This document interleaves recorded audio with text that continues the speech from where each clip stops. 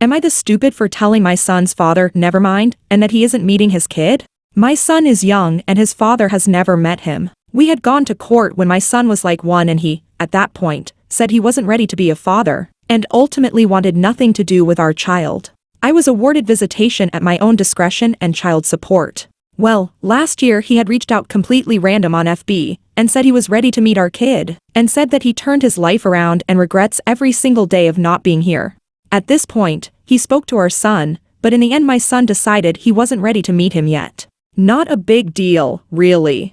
I mean, his father was mad, and tried blaming me at first, but later dropped it, and we hadn't heard from him since. Well, he just reached out again about a week and a half ago, and at this point, my son was ready to meet him.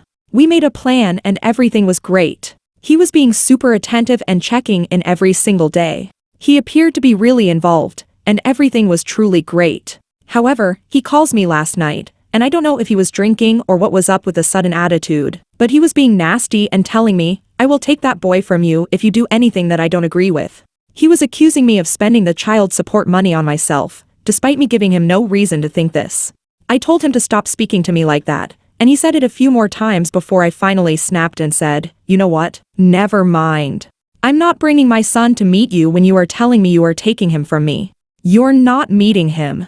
And hung up.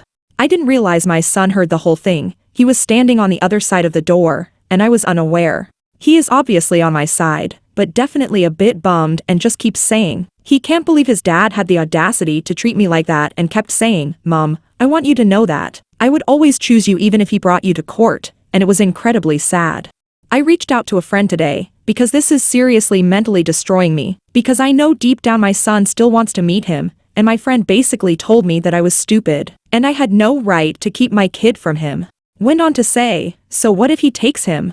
The cops would find him and charge him, and then your son would know what he's dealing with, but until then stop depriving your son." Am I the stupid?